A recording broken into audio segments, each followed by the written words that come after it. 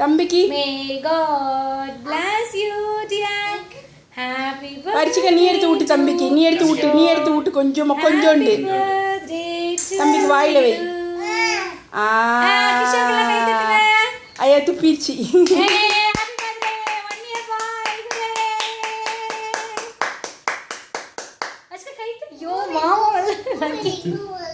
குடும்பத்தோட உட்கார்ந்து நக்கிட்டு இருக்காங்க. சரி எடுத்து சாப்பிடு. போறோம் அவனுக்கு ஆகாது. தம்பி உனக்கு ஊட்டணும்ல. சளி பிடிச்சிருக்கு. இந்தாப்பா நீ இப்படியே எடுப்பா, நான் தம்பிக்கு ஊட்டி விடுறேன்.